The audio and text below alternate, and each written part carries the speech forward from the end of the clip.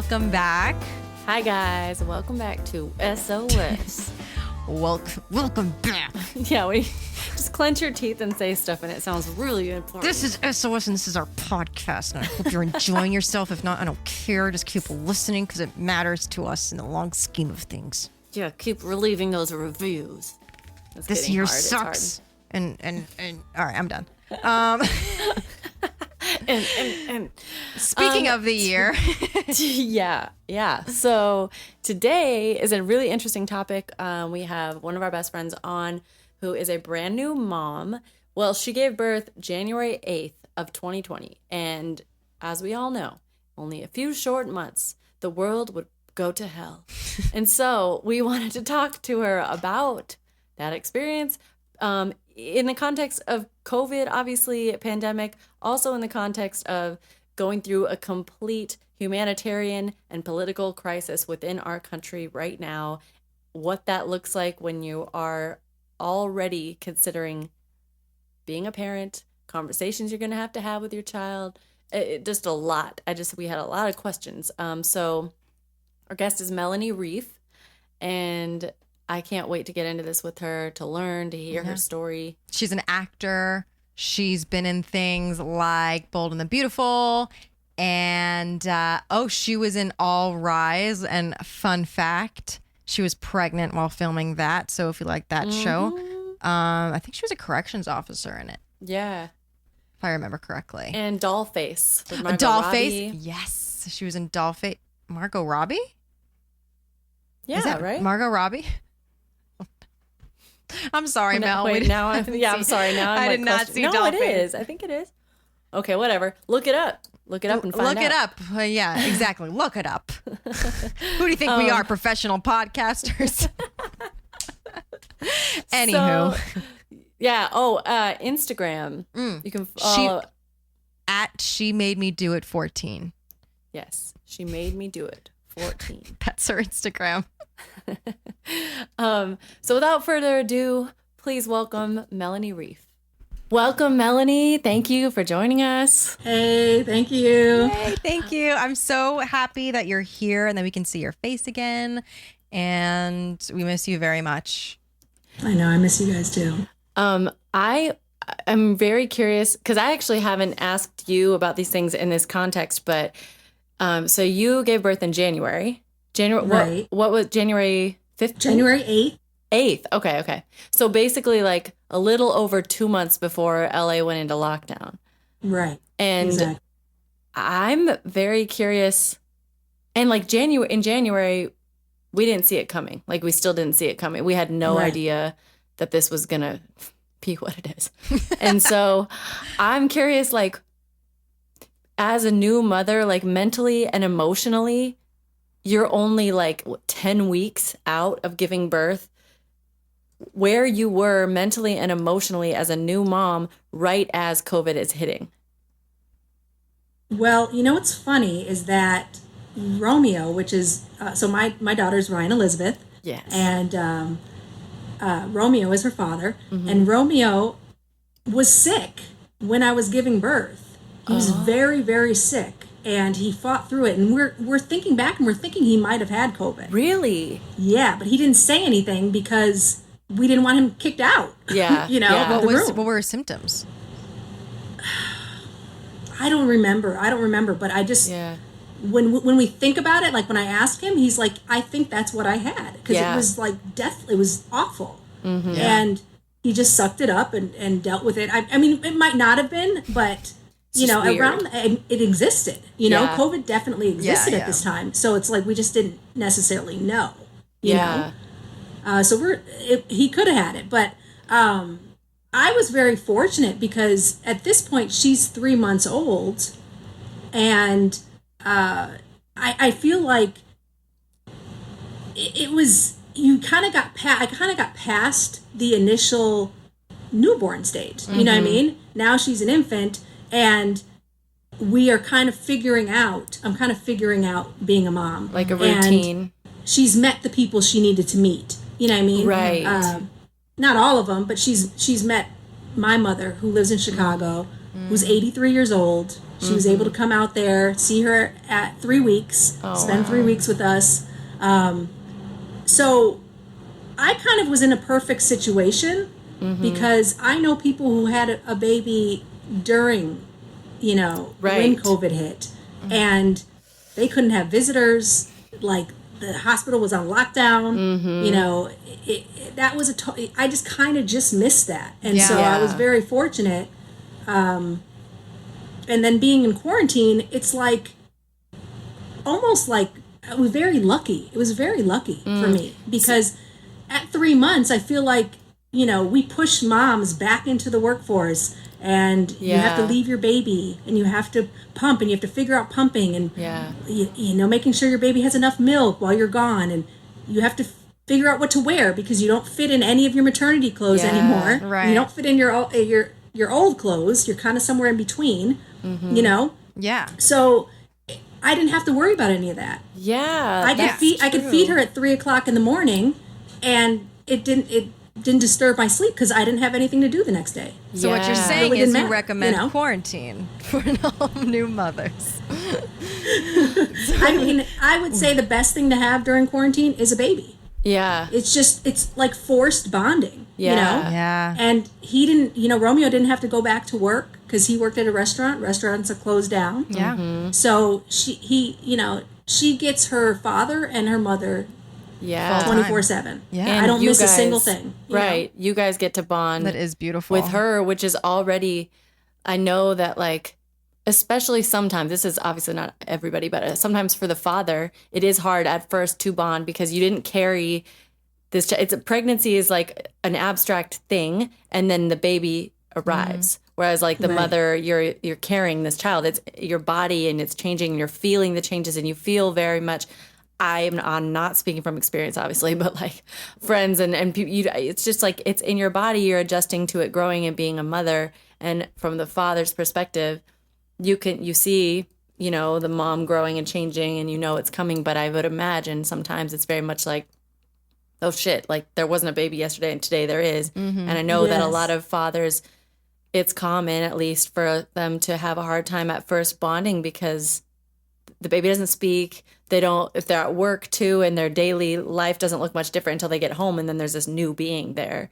So I'd imagine it's probably great from Romeo's perspective too, because he gets to just like everything you're seeing, and you're not missing anything, and he doesn't have to either. Right, and it's great for me because I'm not. I can, You get here you help. go, Romeo. You're here 24/7. You can take care of her too. So we can kind of back and forth. Yeah. Yeah, because what he does is I sleep, but she wakes up at 5:30 in the morning, 6 in the morning, and she's up, she's wide awake, staring at me, like hello, and she'll start goo-gooing and gagaing and making all types of noise. I mean, just you have no choice but to get up, and you have to get up, and then I feed her, and then I'm kind of up, and then Romeo will eventually get up. He'll take her, he'll leave, and I can sleep for like another 2 hours, which is just awesome, That's really nice.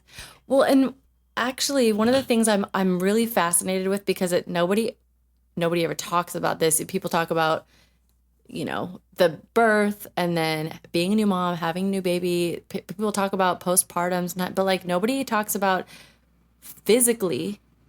Like you literally just had all this space made in your body for this baby, and the baby's gone. And when you mentioned quarantine, like, it was kind of a blessing too, because you're not having the society and the world force you back into the box of normal life 3 months later, where you're able to, you mentioned like even you're in this mid range of like, I'm not pregnant, but I gave birth like a couple months ago, like I'm somewhere in the middle.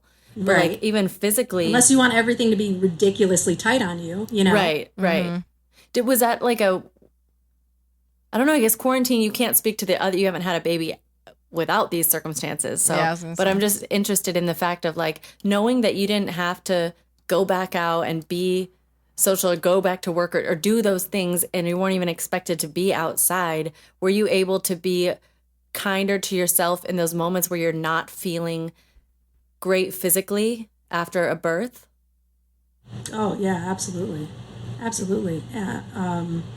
And I also feel like you don't feel like you're missing out on anything, because I'm an actress, and you know, one of the things is when you're pregnant, you have a baby, you're kind of like out. You don't get auditions. You don't, you know, and I hate to say it, but quarantine made everything kind of stop. Yeah. So I don't have that. I'm missing out on anything. Yeah. You know? Yeah. Not missing out on going out with friends and drinking because that's Right. not happening or Yeah. it shouldn't be happening. You know? Right. Not missing auditions, you know, and I can feel comfortable, you know, and heal and just really heal properly and take care of myself, you know?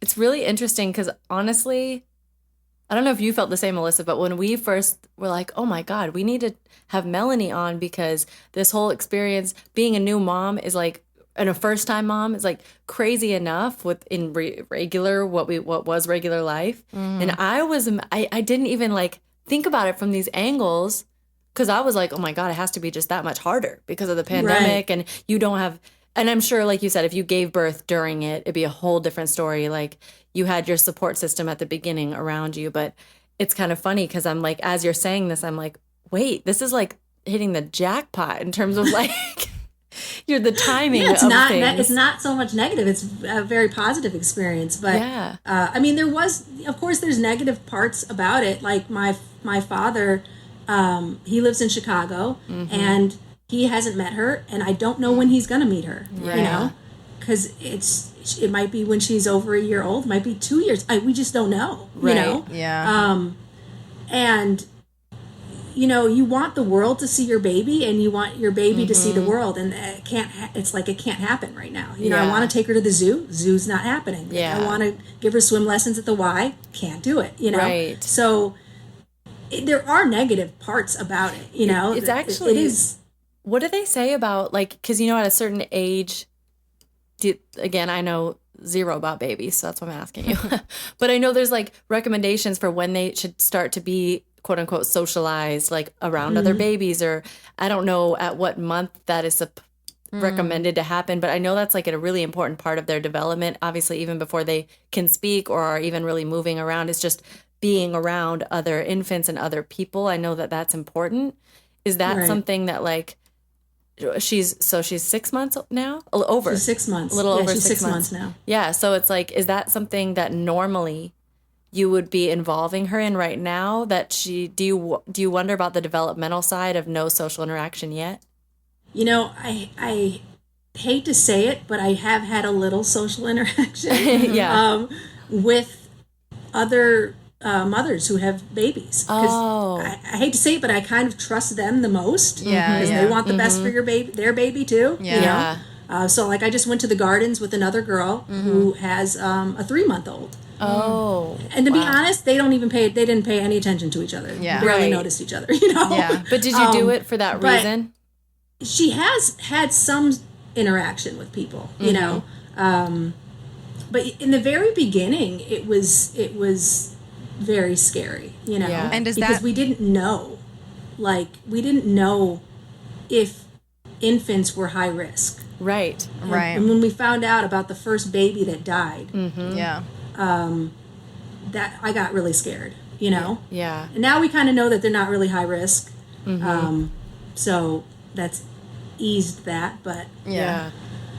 Does your friend that or maybe not this one, but another one that you've talking to that had a baby recently, have they had another one that they like are comparing, contrasting the experiences of like pre-quarantine life with a baby and quarantine life with a baby? And like she's a brand new mom too. Okay, because I'm wondering too if like the differences if you're talking to, because Ryan's your first, like if you're talking to somebody who have had children in the past and you're like, you know, realizing like how much, like how grateful you are that you have all this time because prior you didn't. Like, do you ever talk to other moms or maybe have family members that have and like kind of be like, wow, you have it easy right now? Do you get a lot of that?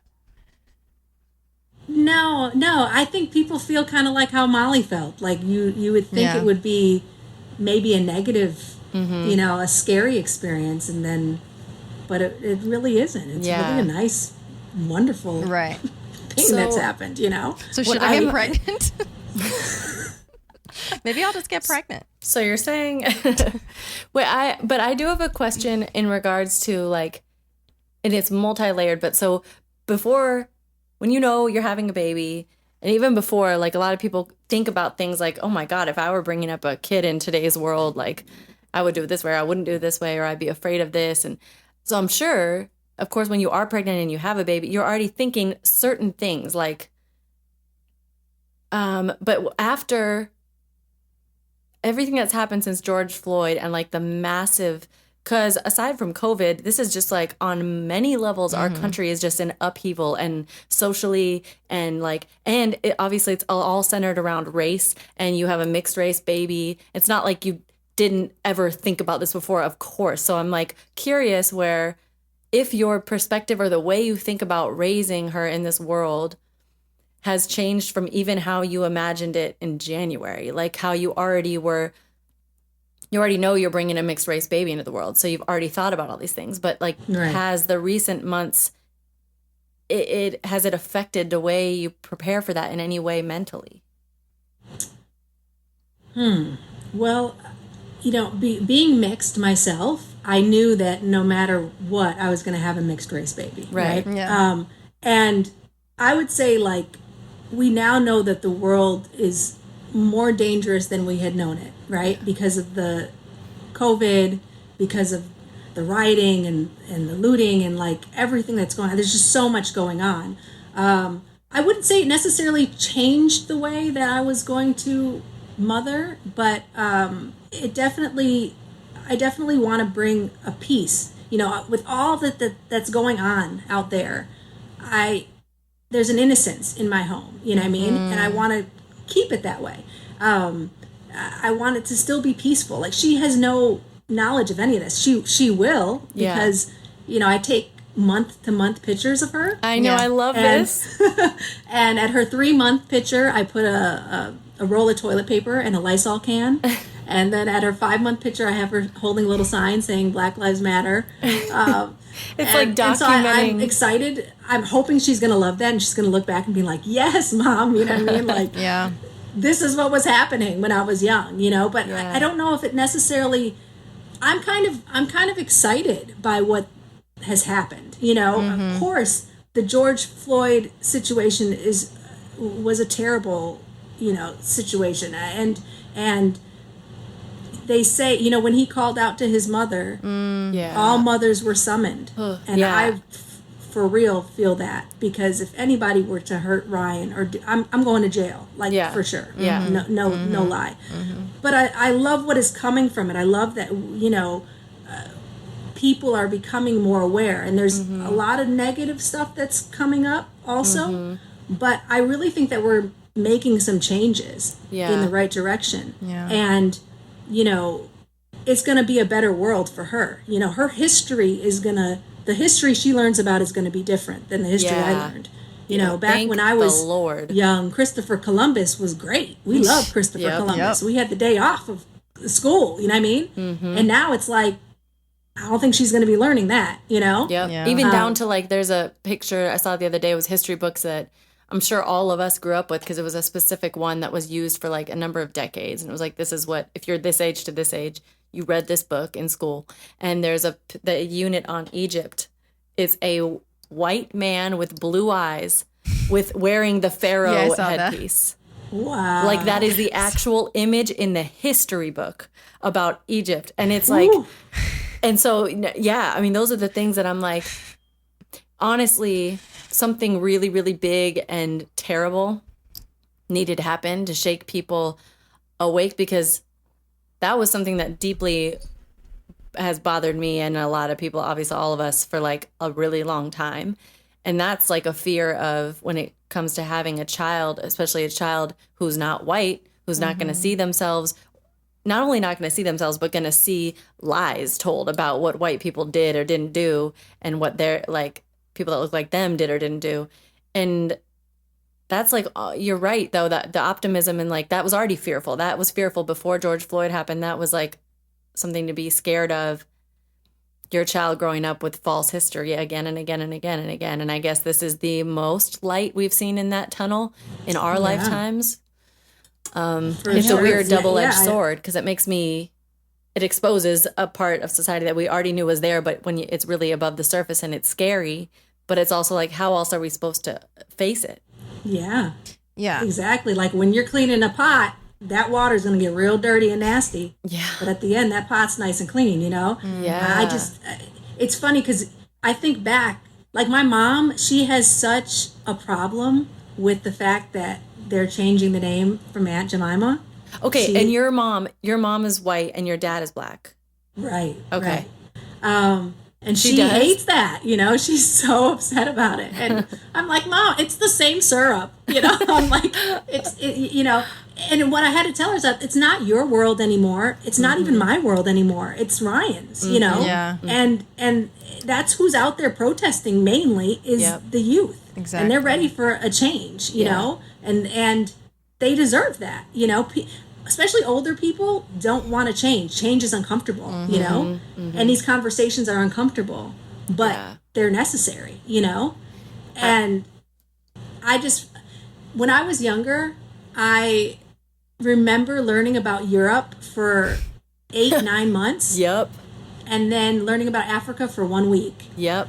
And I knew it at the time that it was, that didn't make sense.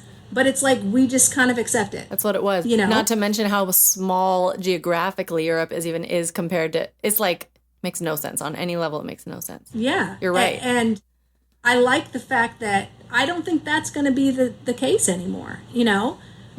Even when I was, you know, I remember in 6th grade, I was filling out a Scantron and it said, what race are you? And it said, choose one. And there was like maybe 5 options. And, you know, there was no option for me because there was white, Asian, you know. And I raised my hand and I said, you know, I have to choose more than one here. And he goes, no, you can only choose one. Very nasty. And I said, you know, I'm so proud of the 12-year-old me. Yeah. Because I was like, you know what, Asian, fuck your, you know, like, fuck your, like, whole thing, like, you know? Yeah. If you're not going to take me seriously, I'm not going to take this seriously. Yeah. Yeah, and I love that already we've kind of moved past that. There's biracial, there's other, you know, so it's like, I think we're headed in the right direction and I'm excited about it, you know, and it's like, so like you said, it's this bad thing had to happen. Yeah. But all this, I think, great, you know, stuff is, it's like, all this progress. Society, God, I wish I remember who said this. I was reading it like last week, but, civil rights leader, and I can't remember who, but no. Anyway, the whole thing was it's a society as a whole trends in the positive. Like the overarching arc of like history is like, you know, there's dips and there's terrible times, but like the trend is positive. And so when you're saying that with like, okay, well, Ryan's world is going to look different.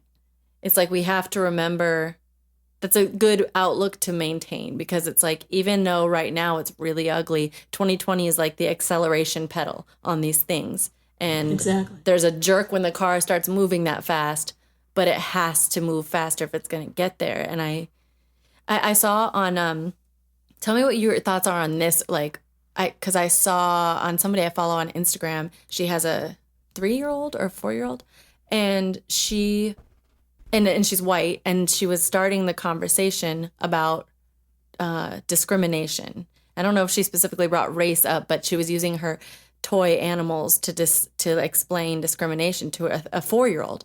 And it's a thing where like, and it was on video, like a lot of it, and you see this girl like, because she had toy zoo animals, and then there was a fence, and she's like, okay, all the cats are over here, and they're not letting anybody else into their fence unless you're a cat.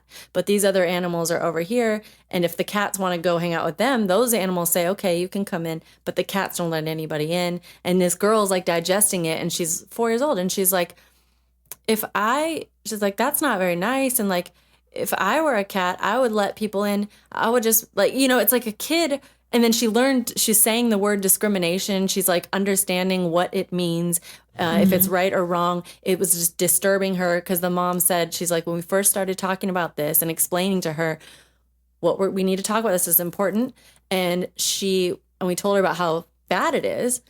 She started to realize how bad it is. She said, I don't I don't want to talk about this. This makes me sad. And they were like, it is sad. And it's good that you realize that it's sad. And she's like, we had this conversation with her. And as a parent, my goal is to, it's not like, oh, good, we had this talk and now we move on. She's like, this is a conversation I want to continue with her because we don't give children enough credit for what they're able to absorb and understand. This is a 4-year-old understanding the concept of discrimination. And if I can keep this conversation going every week, and it's like starting that young. And what are your thoughts on like, now that you have a little girl, and like, do you imagine even, do you go into detail in your mind about those conversations yet? I mean, I think those conversations are fantastic. You know, believe it or not, I'm actually working on a book. I wrote a children's book like literally 15 years ago, and it was kind of dedicated to biracial children, but it's the way you read it, it could be for anybody. But it's just basically comparing two different things, and how when you take two different things and put them together, you can create this like wonderful new thing, you know? That's beautiful. I love that. So I think it's great. You know, I don't think it's ever too early. I mean, I've had talks with Ryan now. She don't know what I'm talking about, but I don't think it's ever too early. And I want to see that. You should show it to me, that video. Yeah. But I've seen videos similar to that where they did that in a classroom, and it was like blue eyes and brown eyes. Yes. And The Jane brown Elliott. eyes were treated really bad. Yeah. Okay, yeah. I think it's great. I think it's, and I think she's right. You do need to keep that up. And you know, Romeo has a 7-year-old from a previous relationship, and we tried to sit down and have a discussion. It was difficult, but we you know, we did try. Did he difficult in the sense that he didn't understand it, or he didn't want to have the conversation? Yeah, more so like we don't really have his attention. Yeah. Because that's what it was like. We'll try again, you know. Yeah. I think we really, really take for granted what children, not just like we think of like, oh, well, they're school age, now they can learn. It's like, man, they're learning an entire language in like a year. Like, you know, it's just like they absorb so much, and their emotional capacity is so large. And I don't think that we as a society give them credit for that. That's kind of what she was saying. Like, this is a 4-year-old, and she's not like spewing words that I told her. She's understanding a concept, and that's like crazy. But it's not crazy. It's like so important. I don't know. I feel like can imagine like all the things in your head before you have a child, and then now that society looks the way it does, if you're just like, oh my God, so many things to like talk about. And with like what society, I mean, like what's happening right now, whether it's, you know, with the protests and you know, fighting for racial equality and COVID, like how have you dealt with your own anxieties as a mother and a woman of color during this time? And like how have you dealt with it, and what advice would you give to moms that are about to give birth and are feeling the anxieties, and moms of color too that are just like really nervous about the world, that maybe don't necessarily see the light at the end of the tunnel yet because of everything that's going on? Right. I think that, like I said before, I think that you need to continue to have that peace in your home, that, you know, that stillness, that calmness in your home. The innocence is a beautiful thing. Have the conversations, you know, when you can have them. And like I said, I'm having the conversations with my 6-month-old. Right. She clearly doesn't know what I'm talking about, but she's getting something. You know, sure, she's getting something out of it. I know it's a really scary time. My baby, she's half Salvadorian, and she's a quarter German and a quarter black. She's very light skinned. But yeah, it's if I were to have a black son, I'd be fearful. You know, and I don't know. I would say that, like I said, keep the communication open. You know, make sure that you're having those conversations, but also try to keep the peace within your home, you know, and keep the positivity up, try to see the light at the end of the tunnel, eventually this COVID will stop, at some point we'll get to a place where it'll mellow out. Yeah. And even with the rioting and the looting, that's died down. We're having beautiful, peaceful protests. We're making some moves forward.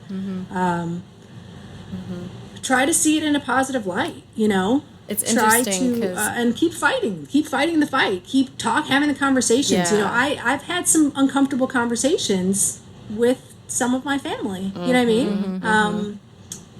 Because I think as a human race, I feel like unfortunately people don't care about things that don't directly affect them. Yep. I mean, we see that obviously with COVID. Like people are like, I don't know anyone who has COVID, so I don't care. I'm not going to wear a mask. You know? Right. But it's the same thing. Like with white culture telling black culture about black experience. Like you can't do that. You have to. But I love that there's so many people for this movement, and many of them aren't black, Yeah. So I see us moving in a good direction, I see people caring, who, when as a whole, we don't typically care about things that don't directly affect us. Or don't resemble us. Like, it's hard for people to find empathy for someone that doesn't look like them. And that sounds so stupid and basic, but it's like so real. Why do you think we put a face to even like God? Like, oh, Jesus is a white man with long hair? Sorry, but he's not from here. He's not from Europe. Like, he doesn't look like that if he did, but it's like... Right. Yeah, will you not care about Jesus if he was a dark-skinned man? People need to, like, see themselves in something in order to care about it. Santa Claus. I just hope that humanity can get from thinking that what you have to see in someone else to recognize yourself is physical. Right. Because you won't see that in a lot of people. But if you're looking for a trait and something about humanity, you'll recognize yourself in other people if you look at people that way. But yeah, that's interesting what you're saying. Like, I don't know, have you yourself during this time, like, had any anxieties, whether related to motherhood or not, but just like family, because you're a new mother, family is highlighted, and you're having difficult conversations with your own family. Like, has it been a high anxiety time for you, or has this been able to bring that peace to you, having a child? Yeah, it's definitely brought me peace. It's definitely brought me peace because she's just so innocent and has just, nothing to do with any of this stuff, has no idea all this is happening. Yeah. And so I have these weird, difficult conversations. I mean, on Facebook, I went into a rabbit hole with some woman I didn't even know. Yes. And I had to be like, no, I gotta pull myself out because you will get into it with people you don't even know. And I'm like, why am I she's taking my energy. She's getting me frustrated and taking the peace out of my home. No. And I had to stop. I had to get off Facebook, and you just look at her and her little smile and her, and you're kind of back. So yeah, she's been a blessing because she's kind of taken me away from that a little bit. Right. It's like a little escape. Yeah. Yeah, being with her. It's funny because it's like an escape, but it's also the only truest thing that there is. While it's also an escape from reality, it is the realest thing that exists too. Right.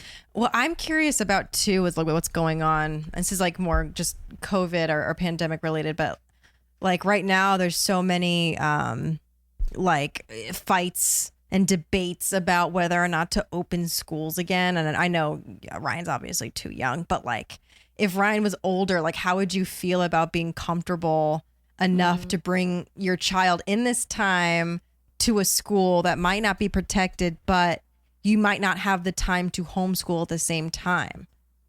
Right. Like, I mean, we already have an issue because Malachi is the 7-year-old. Right. So his mom is a nurse and she has to work. No. And somebody's got to watch this child, And when this first happened, I was scared. I was nervous because we really didn't know much about it. And I knew that children can carry it. Yeah. And I didn't want him, you know, because he's out doing his thing, touching on everything, you know, as kids do. Yeah. And they don't really know how serious it is, you know. No. Yeah, maybe they have a mask, but, you know. Yeah. So I was very nervous having him here. And I understand it. Like, I tried to do homework with him, and it was literally probably one of the worst experiences. That's what every parent is just like, this is hell. Like homeschooling and homework and everything. Yes, I mean, first of all, the stuff that they send for him to do, I can't. It blows my mind. Who has time to do He's all 7? this? So much stuff. 7. And that's Wow. and he has loads of work like that. You're supposed to do a sundial. Like, even just reading the instructions for it was too much, you know? And then you're trying to tell him to do this stuff when he has this Nintendo Switch over here. Yeah. Right. And you know what I mean? Like, it was so difficult. And there'd be like 7 subjects. And you'd maybe get one done. It was so difficult. So I understand, like, yes, please take these children, you know, because who's watching them? Right. You have to go back to work. Who's going to watch them? Right. You know? But at the same time, these kids will touch each other. Yep. You think they won't lick each other and touch and make a joke of this, you know, and cough on each other. And I mean, I would definitely say I think that it's too soon. Yeah. I lean more towards that. I get both sides. I understand, but I do think it's too soon, and I think that it's wrong to put the teachers in danger. Yeah. Too, you know, teachers have already died. A principal, like they're already like front lines of this. It's like educators and nurses and like a lot of kids go home to a household that is a multi-generational household, and they might have their grandparents, vulnerable populations that they live with, that they're interacting with. Yeah, it is so. I mean, because saying like, oh, I think it's too soon. It's not like you're saying it's easy to find childcare or to figure out what comes next. But I mean, I don't even have the answer to that. I don't know how we could even solve that, because I think about people who have multiple kids. Yep. Right. You know, I had one kid that I had to do homework with, and I couldn't handle it. You know, imagine I had 3 kids. Right. You know, different ages. I got to do different homework. Or you're a single parent, or I have one computer, like, and they're supposed to do stuff on the computer. Like, I get it. You know, it's crazy hard, and I wish there was an answer. I wish it was an easy decision. because there's so many factors. It's like the financial aspect, it's the emotional toll it takes on somebody, and it's like also, you know, and we could talk about this too. This is pretty broad, but like what it's gonna be like after this is over, like the toll it's gonna take on all of us mentally and emotionally. Like, have you thought about that? I mean, this is like what it's gonna be like to also, you know, be with Ryan in public again and like feel comfortable and it be do you think you're gonna have these anxieties that will like be everlasting? Not everlasting, but will last a bit. I know, it's such a big question. I just have no idea, because right now it's like, are we ever going to shake hands again? Are we gonna or go to a club or I mean, some people are definitely clubbing. I have family members that live in Arizona that are clubbing, and they're young. Dumb shit. But yes, LA is, I don't know when that's gonna happen. Don't know. Yeah, but I definitely, it's this big question mark. You know, I wonder how long are we going to have to wear these masks, and how much this changes everything. You know, it's scary even about, you know, jobs, restaurant jobs. You know, you think about restaurant jobs, it's like, are people ever going to make money working in a restaurant again? Well, that's like how we would make money. You know, we're artists, service industry workers, and those industries are hit the hardest. Right. But it's also, it's weird too. It's sad. It's because I don't know, entertainment, there's so much money taken out of like funding for entertainment right now. I'm messing up the specifics on how funding the money's being allocated, but essentially there's not a lot of relief for people working in the entertainment industry, which is sad, because what do you think is getting people through the quarantine right now. It's binging Netflix. TV shows, it's podcasting, it's music, it's all this stuff. And yet, so it's like, who knows what's going to happen? And with that question of like, what the future is going to look like and all the question marks, like, and maybe you can really point this question to me because I, have been thinking about when am I going to be ready to have a kid myself. And I am so discouraged right now because of the state of everything. I know, but don't be discouraged. Don't be discouraged. I mean, I'm like, I know, but I'm like, no, it's the best thing. It really is. And I understand, like, the world around you is so scary, but like, we just don't know. We just don't know when things are going to change and when things are going to get better. And like, you're going to protect your child. Right, trust me. Right. Like, that becomes your life. Like, you think you care about you, that's gone. You know what I mean? Caring about you is gone. Like, you care about you somewhat. Maybe I'm afraid to not be selfish anymore. That's also a thing. What is it going to be like when I'm at the center of my world? When all you post on Facebook and Instagram is your baby, and everybody's like, okay, we get it. She's 4 months. Jeez, like, you don't post up any pictures of yourself anymore. It's like, yeah. Did you like, go back a little bit, like, did you have when the quarantine first started, because everything was getting so like hoarded, everyone was hoarding everything in the beginning, did you have anxieties about buying things for your baby in the beginning, or like what your obstacles were? Because they were taking the toilet paper like it was nobody's business. And diapers too, I heard, were like a hot commodity. Like, you could not get it. I was lucky because I had a baby shower, and it was like a baby shower where people just gave me diapers. So I was really lucky because for the first like 2-3 months, I didn't need diapers. Oh, that's great. And but you had that sweet spot. Yeah. You had a baby shower. That's amazing. You guys have a baby shower before this happened. I know. My friend who has a 3-month baby, she didn't get to have her baby shower, which is sad, Yeah. But going back to what you were saying, we ran out of wipes and baby wipes, and we went to the store and no wipes. I mean, literally, people they don't care about babies right now. Yeah. I'm taking these baby wipes for me, you know? Mm-hmm. And I was really upset because I was like, there's actual babies who need wipes right now, guys. Yeah. Like, what are you doing?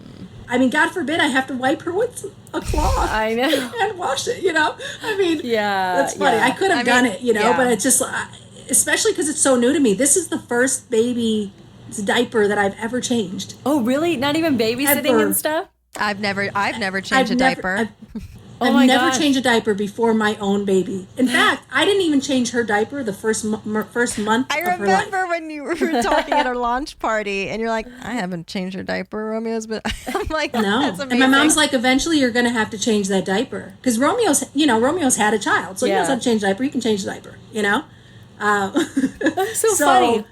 But I love that. It's like, let me sleep. I carried this baby for 9 months. Let me get some rest before I jump into it. Like, yes, and the breastfeeding is no joke.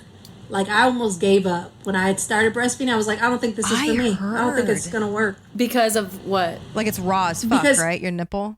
It's just like, your breasts have been nothing but decoration since, birth. And like, now all of a sudden there's a purpose, and the purpose is every 2 hours. And if she starts, like, say she starts drinking at 4 and she finishes at 4:50, you got to feed her again at 6, not at 6:50, no, at 6. So it's like constant.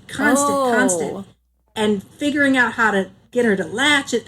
I mean, that lactation counselor, thank God, came through, and I figured it out, and it's the most beautiful thing now, and it's easy, but it was so difficult in the very beginning.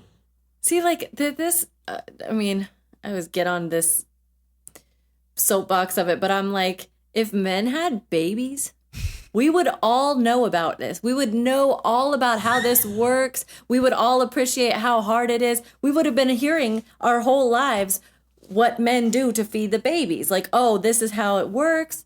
You would have more time off. It's just like blows my mind every time. I also think there'd be a lot more abortion clinics too, because they would just get whatever they want. Sure. But like I'm a woman, and you telling me that right now about how every 2 hours I think, okay, at 4, and then they're done at 5, so you wait till 7. That's 2 hours after she's finished. No, like basic stuff like that. I don't know that. Right. Yeah. And it's just like hilarious in a like negative way. It's like hilarious. We don't know shit about our bodies and how until our body like goes through the miracle of life, and then you learn the stuff. But like, I mean, like honestly, I'm at like 30 years old. I realized there were like 4 phases to our menstrual cycle. I'm like, I'm 30 years old, and no one ever told. I heard this on a podcast. Nobody ever told me this, and like just the stuff that what are the other things like as a new mom? Because while you're pregnant, of course, all pregnant women, like, they're so focused on trying to prepare, because I know you can never actually be prepared, but all you can do is like try to read and try to learn about all these things, and then it happens. And I just imagine you're literally like, you leave the hospital, like you literally get home. I remember my parents saying, they're like, you have all the craziness, you have the nurses around you, and then we put you in the car, and then we get you inside, and we're like, now what? What do we do with her? Like, do we just stare at her? Do we just set her down and stare at her? Like, what do we do? Yeah, I mean, that's pretty much what you're going to do. You're going to just stare at her chest to make sure she's breathing. Yeah. I mean, that's what I did. Yeah. I just stared at her. So even when I could sleep, which you can't sleep, you don't get any sleep, you know what I mean? Yeah. You got to feed her every 2 hours. Yeah. Right. But you're staring at this baby. Like, it's crazy how much we do for a driver's license, but for a baby, bye. You know, go ahead. You can handle it. It's like there should be so much more like vetting for motherhood, owning a gun, and voting. It's just like, why do we have to jump through hoops for like, and driving, so many other to be things? honest. Yeah, I mean, driving I guess is important, but still, yeah, like as something as big as like being a mother, like, I mean, I guess you can take classes, but nothing truly prepares you. Did you feel and the situation's always going to be different. You hear horror stories, right? And like for my situation, my delivery was incredible. It was easy. I had no pain. It was amazing. I'm actually scared to have another baby. That's what I was going to say. Because you can't I'm even afraid go it's off. not going to be as easy, you know? You can't even go off your own experience with your first child based on how your second child would behave, how the delivery would be. Maybe your first one's super calm, the second one's going to be super fussy. Maybe this pandemic situation with the new baby would have been hell with a different personality type baby, you know? Yeah. You just can't know. What were some of the things that, like, when you... I mean, this is a little bit straying off of, like, the pandemic, but I'm just curious, like, when you got home, like, did you feel... when you get home with her and then you're like, wow. Did you suddenly feel completely unprepared? Oh, my goodness, yeah. I mean, you have to understand, she was due February 3rd. Yeah. And she came early. January 8th. Yeah. So I actually went to a doctor's appointment. I was 9 months pregnant. I went to a doctor's appointment. Very simple doctor's appointment. Checks on me. He kind of jokingly says, maybe we'll induce you in a week. And I said, no, absolutely not. That's not even a funny joke. Like, give me my full month. Yeah. I could have been pregnant another 5 months. I loved it. Like, I was scared. Yeah. I was so fearful. You loved being pregnant? I didn't love being pregnant, but I was so... I didn't mind being pregnant, but I was so scared of delivering this baby. I mean, terrified, you know? Terrified. Yeah. And I went to the doctor's appointment, and he joked around, and I left, and I was getting monitored because I'm now 40, but I was 39 years old, so I'm high risk. I actually had a miscarriage the year before, so they had to monitor her, and her fluid was low, and they were monitoring her, and it was normal. Everything was fine. They moved me to another room. Everything's fine. I'm actually kind of irritated. I'm like looking at my watch, and like, you know, me and Romeo are kind of like, we got things we got to do today. Like, we got to go, you know? And in walks the doctor. He's not even in the hospital. He's like across the street. Walks in and he says, so we're going to have this baby. You're not going anywhere. Oh. We're going to have this baby today. And I cried. I was devastated. Yeah. Why? I didn't have a car seat. Oh my God. I didn't have a bag with me.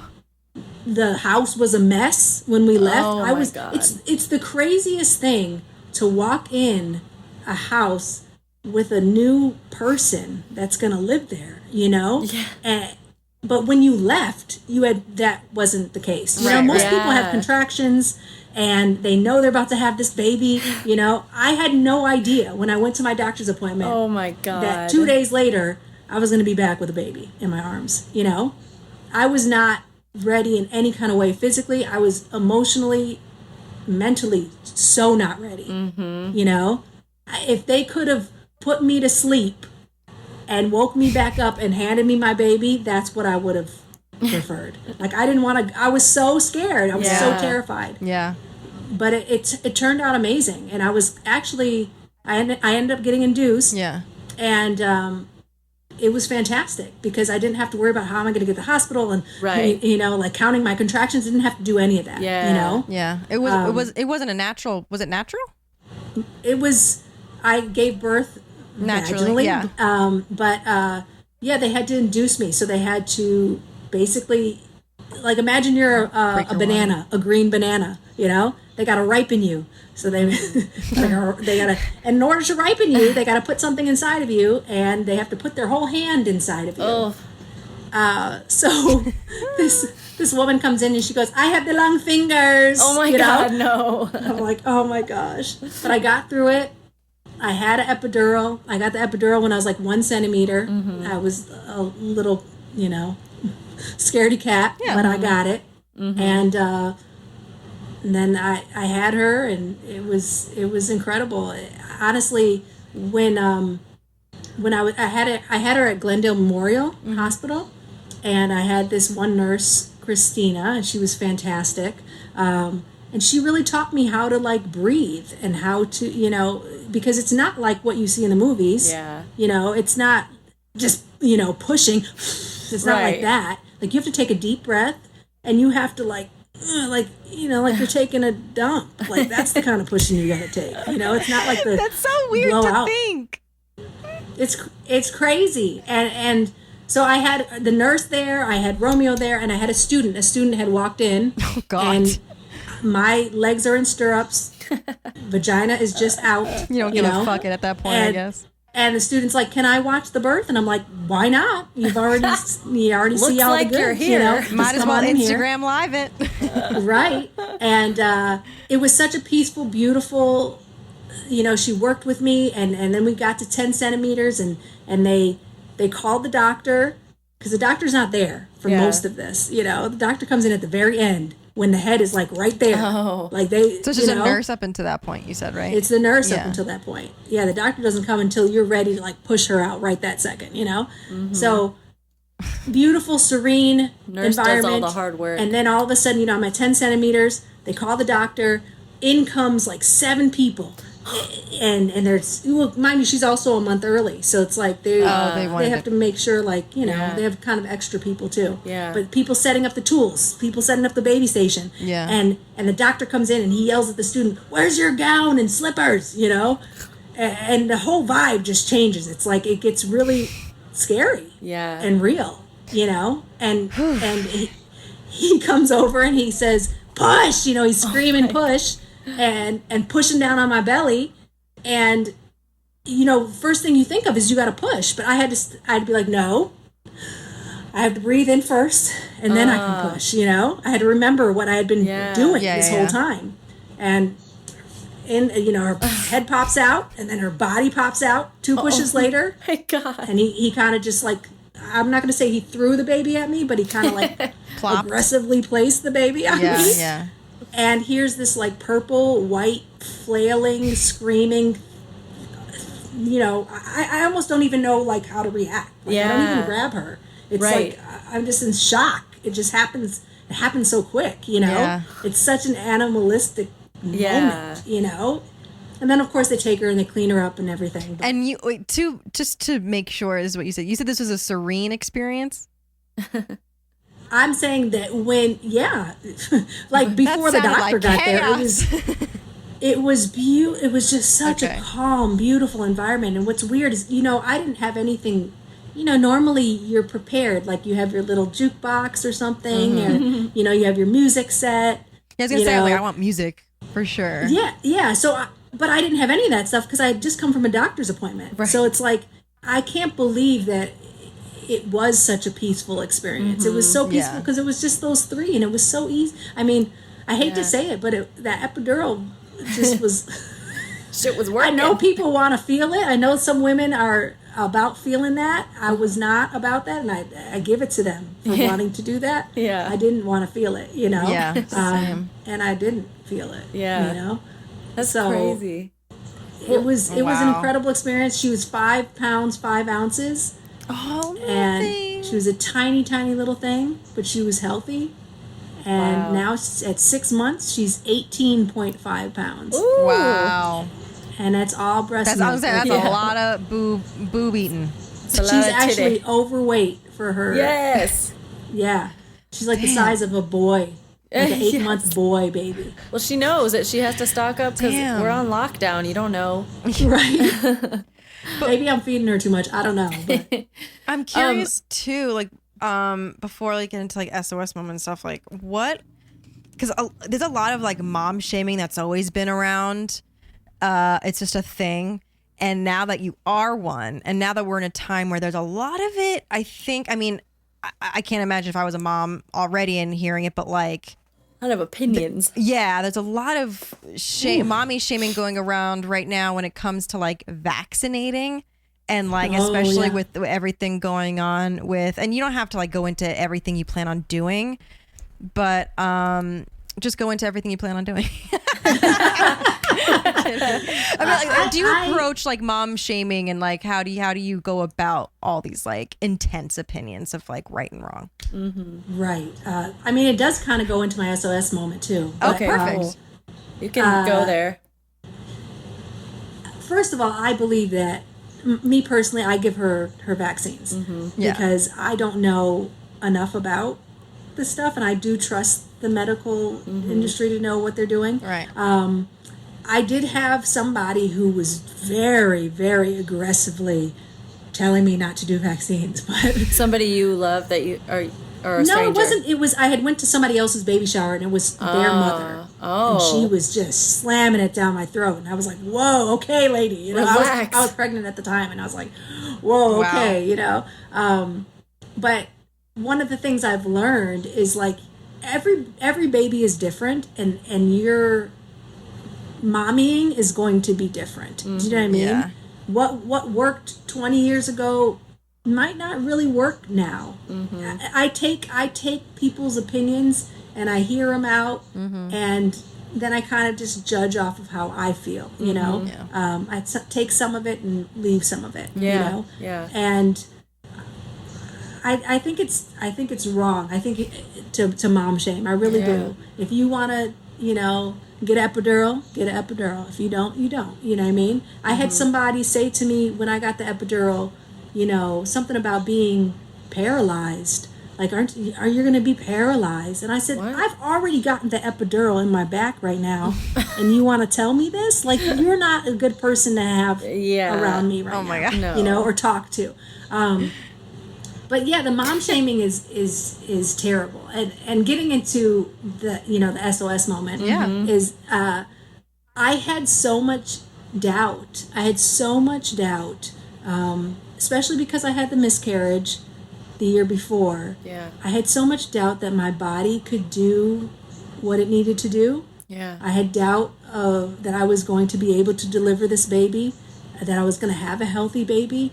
And then the doubt kept coming. Like, even after I had the baby, I just had so much doubt about myself. Like, am I doing enough? Am I a good enough mother? Is she getting enough tummy time? Is she getting enough milk? Like, I just, and you have all these people coming in, you have my mom who's telling me she needs to be bathed every night right before sleep. And I have Romeo's mom telling me, you need to dip your finger in everything you eat and let her taste it. And it's like, everybody has their idea of what a good mom looks like and what you're supposed to do. Yeah. And it didn't and I had so much doubt, and I questioned. It must have just happened not too long ago when she turned 6 months. I was like in the shower or something, and I thought to myself, I'm a fucking great mom. Like, the fact that I even asked these questions, am I good enough? Am I doing this enough?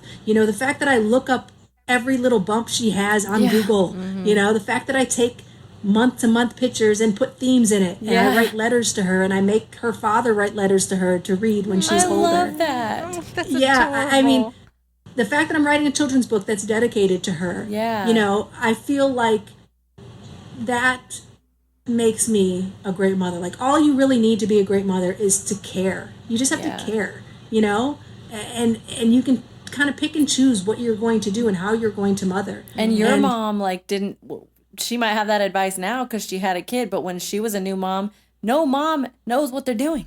Yeah. When they start. Right.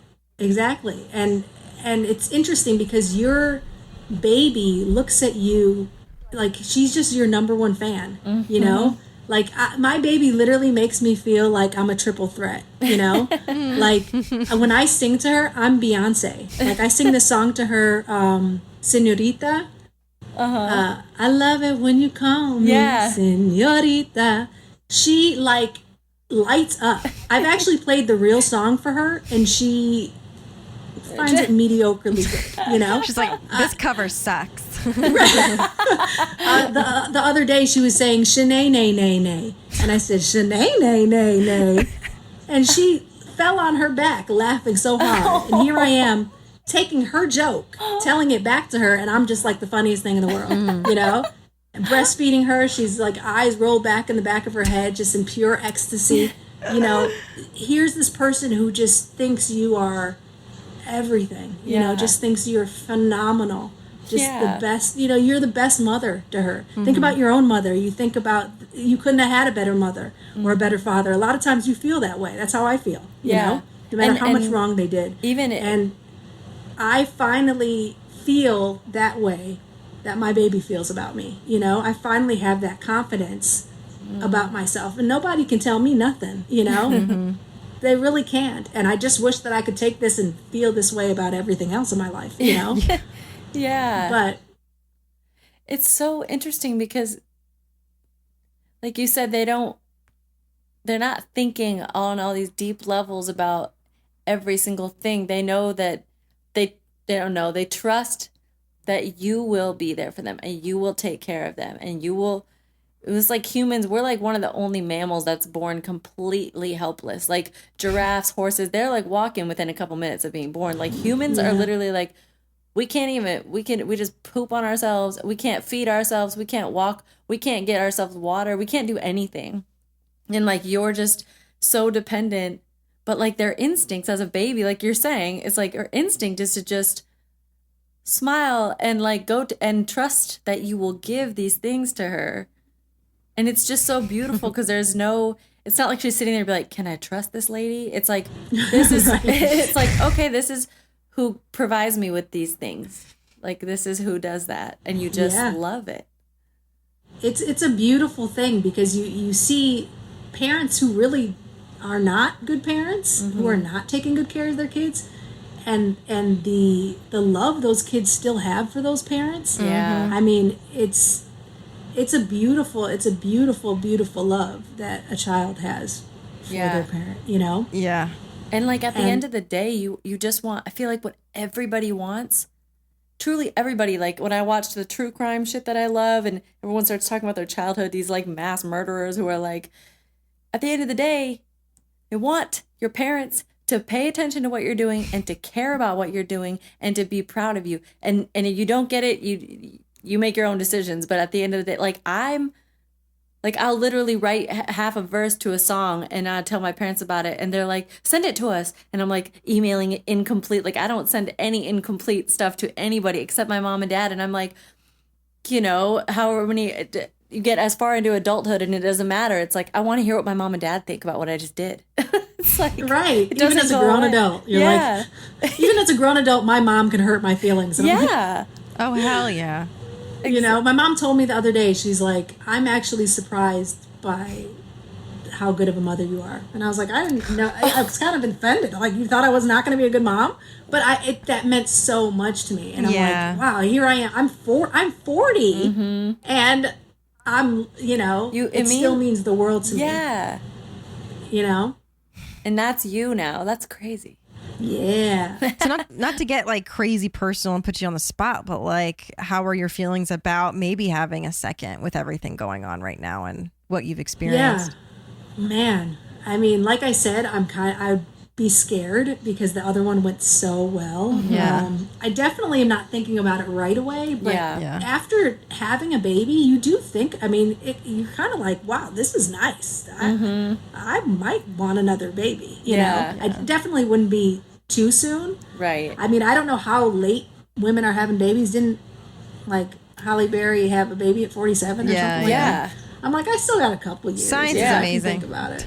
I know. So maybe it's a possibility. You know, she's so young. It's like I definitely don't want one anytime really soon. It's very refreshing to hear your outlook on all of this because it's interesting because it's optimistic without being blind. Like, you're not saying like, what do you mean everything's great? It's like, no, having these hard conversations, I'm aware of these things that are happening, but you're like, I like what you kept keeping the peace in your own home, and like, you're just walking the line, it seems, of like addressing the realities of what's going on. You're not like shielding yourself or her from like the reality of things, but you're also keeping your head on straight with the optimistic side.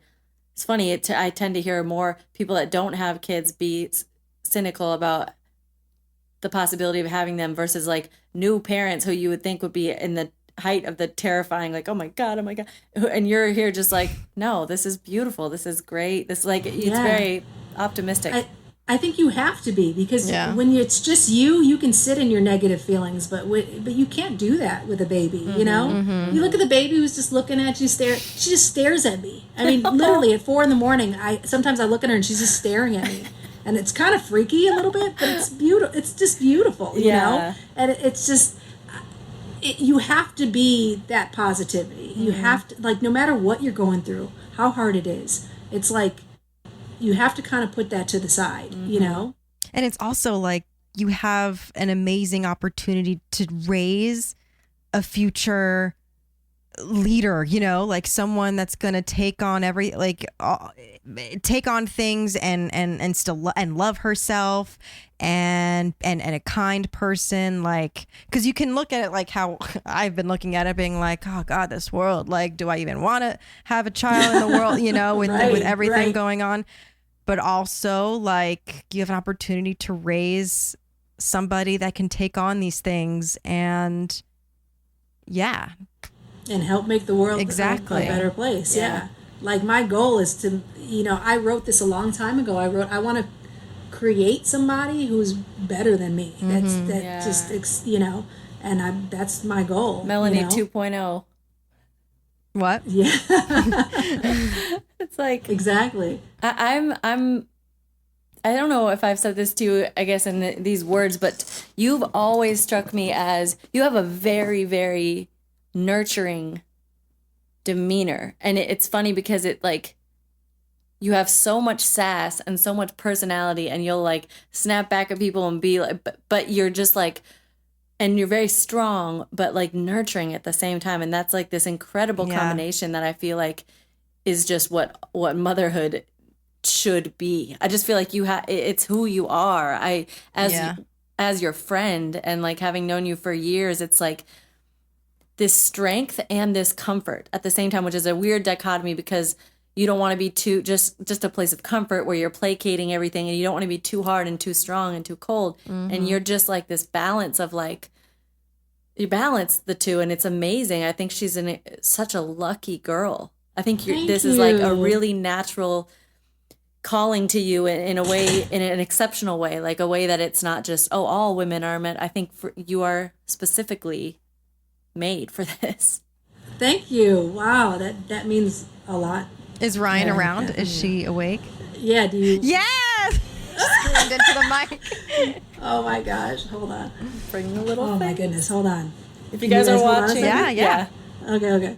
If you guys are watching YouTube right now if you want to see this little face. She's about to make her debut. Is this? And if you're not on YouTube, that's on you. Where have you been? That's on you, boo. YouTube, SOS with Molly and Alyssa now. Hurry. Plug all of our shit. Hurry, get on your phone. You got to see the baby. Hurry. Instagram at the SOS Pod. Leave us a review. Rate us. Have you guys listened to SOS yet? No, what's that? Wait, you're not a saucer? I see a diaper. Oh, the cheeks, though. Let's see. Let me put Oh my on God, the she's like earpiece. very aware. Look at that expression. Oh. God, I just really feel people need to get on YouTube right now and watch. Wait, the I'm rest of this getting a episode. Romeo vibe. I gotta. And nah, that's Now Melanie listen, right there. I furrowed apologize brow, that she's though. naked. It's hot in here. And to be honest, her father likes her naked for some reason. Hey, there's So nothing cute. wrong with a She naked does baby. poop on a lot of stuff, so I get it. But here's my baby. Here's my Ryan. Her little Those cheeks. How do you not bite those cheeks off? Do you hear that? the growl. Ryan, That's what the was growl. that? That's the growl. Oh, Ryan, what do you think about the year 2020 and COVID and what do you think about mask wearing personally? What do you think? What do you think, honey? Oh, Mm, I heard that. oh, yeah. whole bunch of nothing. Yeah. Well, I heard a little grunt. I know what that means. I heard Black Lives Matter, and I heard wear your mask, Right? and I heard 2020 is a dumpster fire. But but not completely because I was born. Right. That's so funny. 2020 was a good year for you, huh? I think babies are hilarious because I think what happens to us, we come out looking like our face looks a certain way, and then when we get old, we look like that again. So I feel like looking at her face right now, I'm like, this is what you're going to look like as an old woman also. That is a high idea, Molly. You know when you see little kids and they're already bald and their faces and they're like, that's an Benjamin old Button person's stuff that's right here. it's an old person's Right, exactly. I face. just watched that movie. Oh yeah, it's an old person's face in a new person's body.